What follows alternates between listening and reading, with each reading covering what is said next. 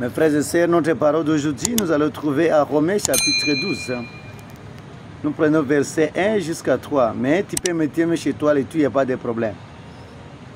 On dit ceci. Je vous ai pris, frères, au nom de Dieu et de sa grande tendresse, offrez à Dieu votre propre personne comme une victime vivante et sainte, capable de lui plaire. C'est là l'hommage d'une créature raisonnable. Ne vous laissez pas façonner par ce monde, car c'est le renouveau intérieur qui doit vous transformer. Alors vous pouvez reconnaître ce que Dieu veut et ce qui est bien, ce qui lui plaît et ce qui est parfait.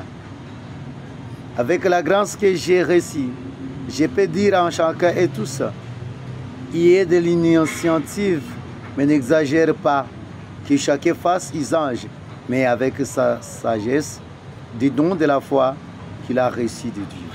Mes frères et sœurs, notre nourriture d'aujourd'hui est là.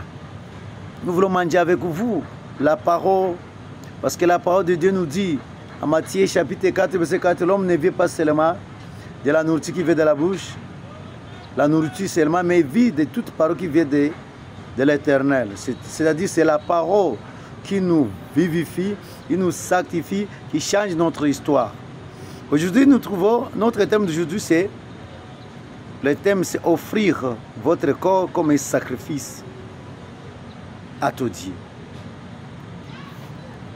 Alors, qu'est-ce que frère Paul est en train de nous enseigner aujourd'hui? Il est en train de parler avec les chrétiens, avec les gens de Rome. Il s'adresse à tout ce monde-là. Il dit quoi? Il vous a pris. Il est en train de dire, je vous ai pris, frère, au nom de Dieu, de sa grande tendresse, offrez Dieu votre propre personne comme une victime vivante, comme une offrande qui pleure, qui est meilleure, qui est très importante. Cette offrande doit être sainte, capable de lui plaire. C'est-à-dire nous devons nous laisser conduire par Dieu lui-même. C'est ce que Paul est en train de nous dire ici. Sans défaut, sans l'hypocrisie, sans l'ignorance. C'est-à-dire qu'il voulait que nous puissions quitter de la loi, de l'hypocrisie que nous avons nous là. C'est-à-dire quoi? Lorsque vous quittez de pareilles vies, vous devenez une offrande à Dieu personnelle. Alors, ce moment-là, vous allez vivre une vie de cet été, capable de lui plaire. C'est ça, ce qu'on appelle culte à Dieu et culte à notre Dieu. C'est pas, c'est-à-dire ici, la parole de Dieu m'enseigne. Il t'enseigne quoi? Tout ce que nous voyons avec les yeux là est trop père. Tout ce que nous disons là, tout ce que je suis tenté de voir, tout ce qui est de l'extérieur là, ça fait rire. Mais Dieu a besoin de ton cœur, que ton cœur soit pur, ton âme, que ton âme soit purifiée aussi. C'est ce qui est très important. Mais le reste des choses que nous faisons là, non, non, non, non. Ça c'est ce qui est à l'extérieur. Nous ne sommes pas là-bas. Nous devons quitter pareilles choses. Nous devons faire une chose qui soit tellement spirituelle. Parce qu'il nous appelle pour la CTT. Hein? Pour la CTT, c'est très important. Mes frères et sœurs, quant à moi et quant à toi, nous sommes où? C'est la question qui se pose à moi et à toi. Parce qu'il dit clairement que nous offrez à Dieu votre propre personne. Ce n'est pas seulement les dimanches qui appartient à Dieu, non? Parce que tu parles seulement dimanche à l'église, parce que tous les jours à l'église, les matins tu es à l'église, les soirs. Est-ce que cela fait quoi à toi? C'est ça où tu peux te poser la question.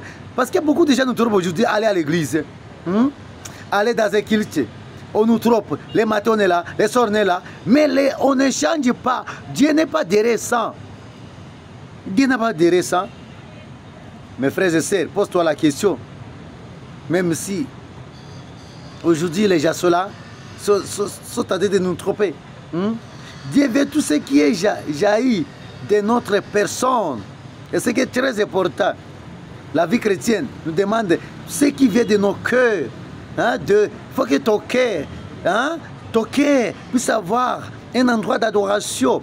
Parce que l'adoration vient du faux fait de mon cœur là. De là, ça vient dans mon âme. Et ça vient maintenant, ça sort à l'extérieur. C'est très important. C'est que de l'extérieur, non. C'est que ça commence de mon cœur là. Mon esprit hein, mon esprit là, de là ça doit passer en âme et ça doit sortir à l'extérieur. C'est ça qui est très important que Dieu m'aide pendant la matinée d'aujourd'hui. Ne vous laissez pas façonner par ce monde. Nous sommes envahis par des nous sommes envahis par beaucoup de choses. Si tu te laisses envahir par cette chose de la terre, tu seras abattu. Avec la grâce que nous avons ici, je peux dire à chacun et à tous, et de l'initiative. Il faut avoir de l'initiative de suivre Jésus, c'est bien. D'être nouveau, c'est bien. Mais tout cela, nous devons faire avec la sagesse. La sagesse, c'est quoi? C'est Dieu lui-même, c'est moi. La sagesse, c'est la présence de Dieu lui-même. La sagesse, ce n'est pas l'âge. C'est pas parce que dans mes cheveux et des couleurs blanches, là on va dire je suis sage. Non, mes frères et sœurs, ce n'est pas ça. La sagesse, c'est la présence de Dieu. La présence de Dieu en moi. C'est ça la sagesse. Avec la sagesse, on peut bien faire. On peut bien servir le Seigneur sans problème. Alors, que personne n'exagère ce que nous faisons. Que chacun fasse usage, mais avec sagesse. Des dos de foi. Et avec la foi. Nous devons avoir la foi. Lorsque nous servons le Seigneur, il faut avoir la foi. Sans la foi, tu dois fuir. Tu dois fuir le travail de Dieu. Tu dois dire que ça pèse. Tu dois dire ça pèse. Oh, le renouveau intérieur doit vous transformer. Nous devons être transformés. Avant d'adopter une règle de vie, il faut avoir d'abord l'esprit. On n'imite pas d'abord. Oh, on n'imite jamais. Il ne faut pas imiter. Mais c'est François, apprenant et frog, il faut avoir été bouleversé par l'amour du Christ. Tu sois bouleversé par l'amour du Christ. Là, tu dois servir le Seigneur sans problème. C'est très important.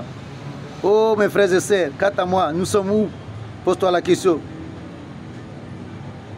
Ce que Dieu veut, c'est quoi? Vous pourrez reconnaître ce que Dieu veut.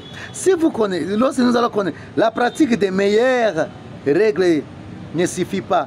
Nous devons constamment faire effort pour découvrir, méditer, comprendre la volonté de Dieu dans tous les événements de notre vie. Prenez l'exemple de notre corps, mes frères et sœurs, parce que vous allez trouver, même à 1 Corinthiens, chapitre 12, nous formons tous et c'est le corps. Pour ça, nous devons cultiver la vie de l'unité, la vie de l'amour. Que les trop bénisse. Nous allons prier pour vous, afin que nous tous nous soyons d'une offrande merveilleuse qui plaît à notre Dieu. Prions. Seigneur, notre Dieu, nous te bénissons. Pendant la matinée d'aujourd'hui, nous voulons offrir notre vie. Que notre vie devienne l'offrande. Rekaya rabo sandeke. Fais ici dans la vie de ma sœur et mon frère qui vient de m'écouter maintenant, qui vient d'écouter ta parole. Agis puissamment dans leur vie, qu'ils puissent quitter de la vie charnelle. Oh, puissent quitter de la vie qui ne plaît pas à toi. Nous puissions devenir des saints, comme tu nous appelles pour la sainteté. Alléluia, Rakayebo. Touche le cœur de mon frère, qui se montre purement religieux, mais il ne change pas. Le temps est sonné afin que nous puissions quitter l'esprit de religiosité. Il faut que nous puissions vivre la sainteté comme toi tu nous appelles être. Parce que tu es saint, tu nous appelles être saint comme notre Dieu. Merci Seigneur, nous te bénissons parce que tu es notre Dieu. Bénis tout et chacun de nous au nom de Jésus-Christ. Amen. Mes frères et sœurs, c'est votre simple serviteur. Abonnez-vous massivement.